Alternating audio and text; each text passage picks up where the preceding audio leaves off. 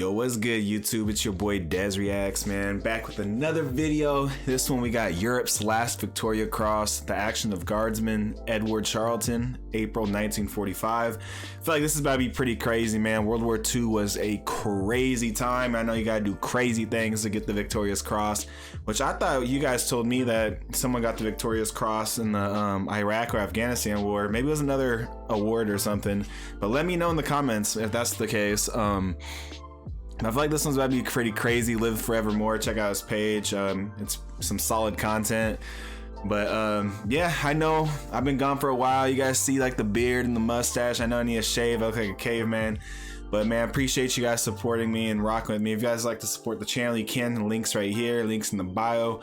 And if you guys enjoy my content, please smash that like button, hit the subscribe button, and leave a comment on other videos you guys want to see, or you know, just let me know. Hey Des, start posting more, man. We miss you over here. I don't know, just comment anything. Love you guys, and let's get it.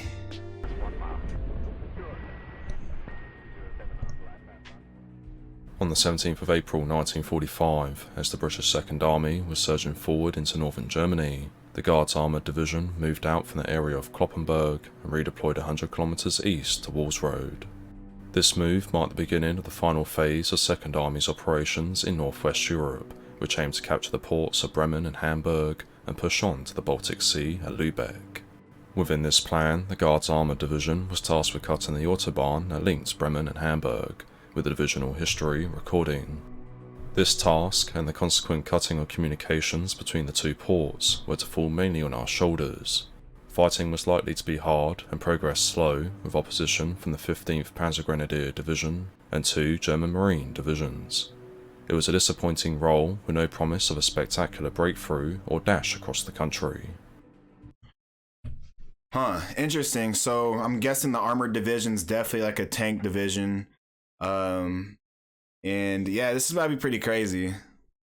The Guards Armored Division. I'm assuming this is the British tank division. Let me know in the comments if it is. I'm assuming it is, obviously, if it's Victorious Cross. Forget I even said that, but this is about to be pretty crazy, man. Slow, methodical tank battle.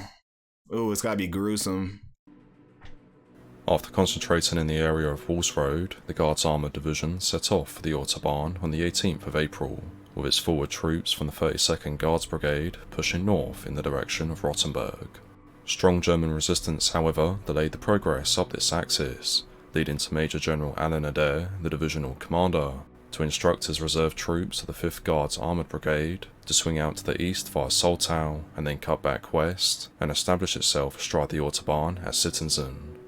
On receipt of these orders, the 5th Guards Armoured Brigade moved off in the morning of the 19th of April, and besides a brief delay crossing a Bailey Bridge, its advance proceeded without incident, so that by afternoon the brigade was firmly established at Sittensen and had successfully cut the Autobahn. But whilst the brigade had achieved its objectives, it now held a dangerously exposed position some 30 kilometers behind enemy lines, and was without the crucial fire support afforded by the divisional artillery, the bulk of which was assisting the 32nd Brigade in its advance on Rottenburg. Let me know what you guys think, man. What do you think is going through their head? They know it's about to be a, stiff resistance. They know it's about to be a slow and methodical advance into the German territories.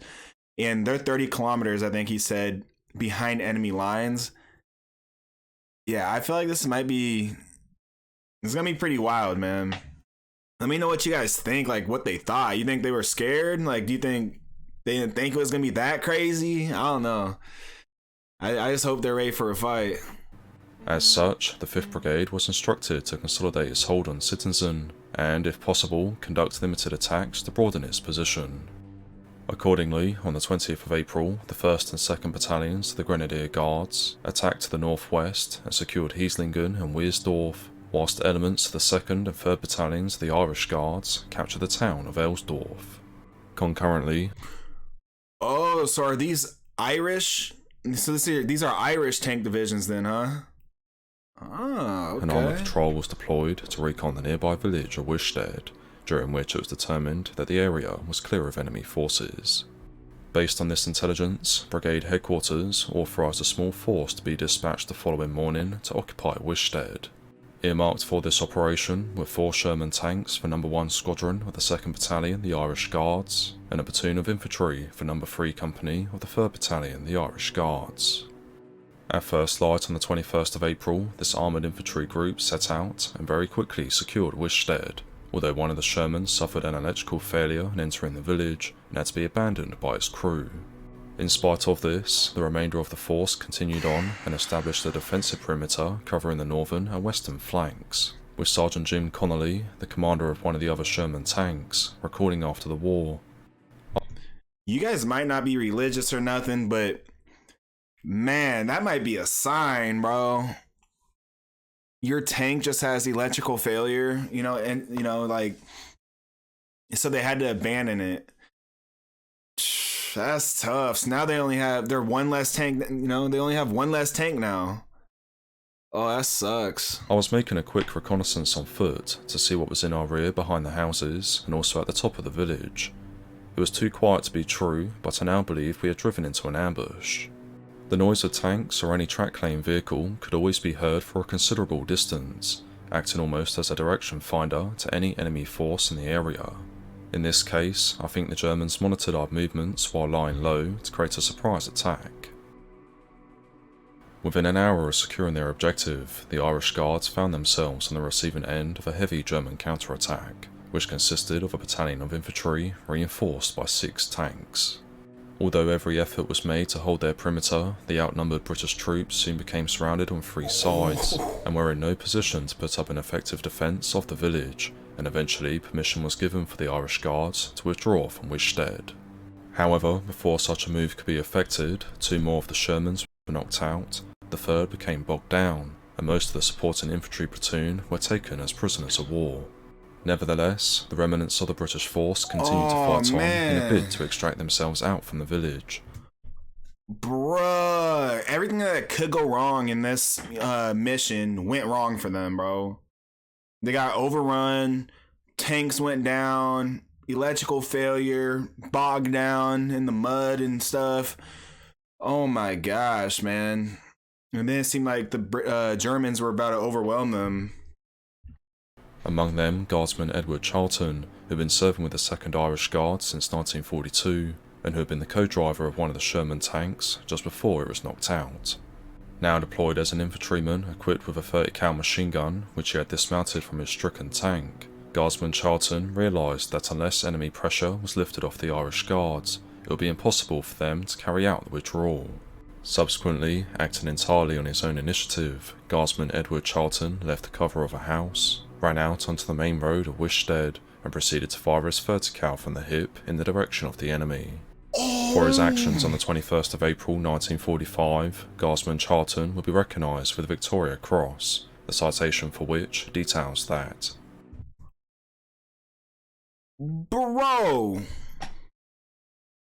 It looks like he got a whole family at home too. Bro, wow.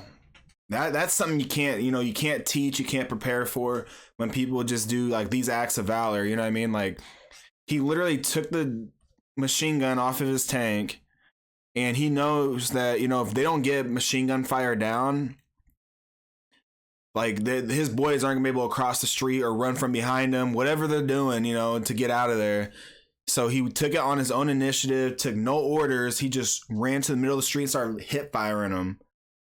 Like, bro, and if you guys don't know, if you hip fire, that's the most unreliable, like, in an accuracy standpoint, which you don't want to be accurate in that situation, I guess. You just want to, get their heads down, but that's brave, man. And I feel like he knew he was probably going to die. I'm assuming he died because he got the Victoria's Cross, but even if he didn't die, he probably still could have got it, or at least a very high honor, because, like, that's super selfless. Like, man, that's some stuff. For 10 minutes, Guardsman Charlton fired from the hip until wounded in the left arm. Immediately, despite intense enemy fire, he mounted his machine gun on a nearby fence, which he used to support his wounded left arm. He stood firing thus for a further 10 minutes until he was again hit in the left arm, which fell away shattered and useless.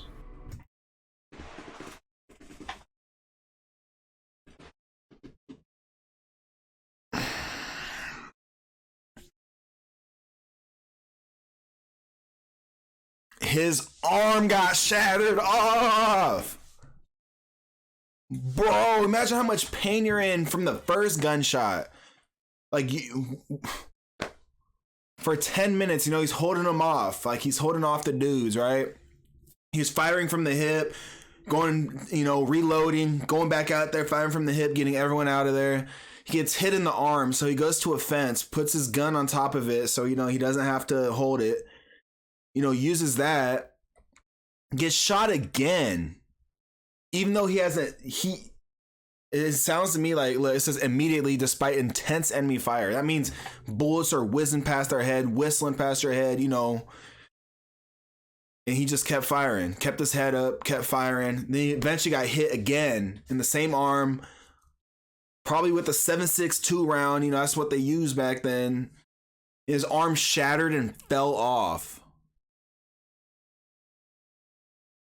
Bro. I think it fell off or it just shattered, so it was just limp. Like, that's some crazy stuff, man. Oh. Until movies mad out of there. He was again hit in the left arm, which fell away, shattered and useless. Although twice wounded and suffering from loss of blood, Guardsman Charlton again lifted his machine gun onto the fence, now having only one arm with which to fire and reload. Nevertheless, he still continued to inflict casualties on the enemy. Over the course of approximately 30 minutes, Guardsman Edward Charlton not only held his ground against a superior enemy force, but he also single-handedly held the German advance at bay, thereby enabling his colleagues to disengage and retreat into the woodland just east of Wistead. Why weren't his boys helping him? I don't know, maybe I'm just a little different though, you know. I know everyone has their own preferences, the way they think, their families at home, you know, but like, I don't know, if I saw my brother, you know, they're your brothers, you know, in the military. If I saw him, you know, laying down his life for, you know, us to get away, bro, I'm going to lay down my life to make sure that he could get back to where we're at. You know what I mean? Like, oh, this is very selfless of him, for real. It's dudes like that, you know, that, you know, some of you guys are alive today because, you know, dudes like that, you know, were super selfless, sacrificed themselves so that your grandparents can live, your grandpas. So, man, shout out to Edward Charlton, bro. This dude's a G. Unfortunately, due to his selfless actions, Guardsman Charlton would not be able to withdraw with them. Instead, he was hit for a third time and collapsed to the ground for a lack of strength. He was then taken as a prisoner of war, but tragically, despite being tended to by German medics, he passed away as a result of his wounds a few hours later. 24. In the days following the Battle of Wistead, the full extent of Guardsman Edward Charlton's actions or his fate were not known to the British, with his colleagues who had managed to withdraw only able to testify that they had seen him laying down cover in fire. It wasn't until a few weeks later, in May 1945, after the war in Europe had ended, that specific details started to emerge thanks to eyewitness accounts provided by German soldiers who had been present on the day of the battle. It was primarily these accounts which led to Guardsman Edward Charlton being posthumously awarded the Victoria Cross, and it was on these eyewitness testimonies that his citation was written. Reflecting on the loss of one of his best friends, Guardsman James Mendes, who had served at Wistead, said after the war, "Ed was my pal. Funny that an Englishman should have to win the VC for an Irish regiment, but that's the way it is. He had the blarney alright, and the temper with ever seek to make it dangerous. But he had a heart of gold. He was a man. He lived the British way and died the British way." Ed died in a German field hospital, and captured Germans told interrogating British officers that amazing story of a man who stood in front of 3 blazing Shermans and held up a battalion of Panzer Grenadiers. To me, Ed still lives. He'll march with us through London on the Victory Day parade. You won't see him, but he'll be there. Whoa. Just think about it. Think about it from this perspective. So, it said the war ended 2 weeks after he died, right? You know, morale's probably decently up there, you know what I mean? At this point, I feel like the Allies know they have German on their back, they're on their heels, you know what I mean? Like they're ready to fall. and they seen one more, really good push to, Berlin or, wherever Hitler was. And everyone knows, there's a few weeks left, a couple months left of the war. And he lays down his life like that, knowing full and well, within the next few months, they were going to win the war. And I'm just thinking about it, how, like, he didn't have to do that. He probably could have got out of there with them. There'll have been more casualties, though, but he'll maybe got out there. But I'm just thinking about it from, like, his family's probably thinking, too. Like, I mean, let me know in the comments if you guys think I'm wrong. But I feel like they're like, man, 2 more weeks, he would have been home. Man, rest in peace to him for real. And that's some quote. You won't see him, but he'll be there. He'll never be gone. That's why they say, man, gone but never forgotten. Wow.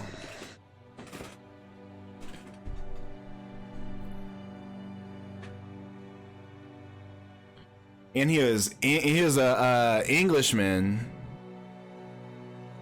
I thought he was from Ireland. He's 24 years old.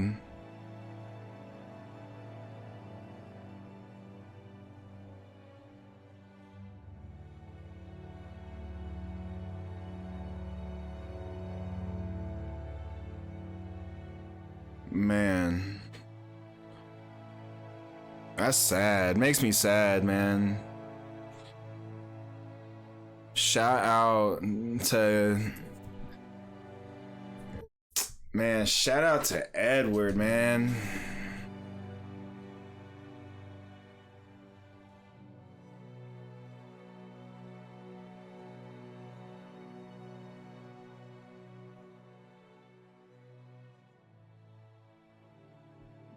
Wow.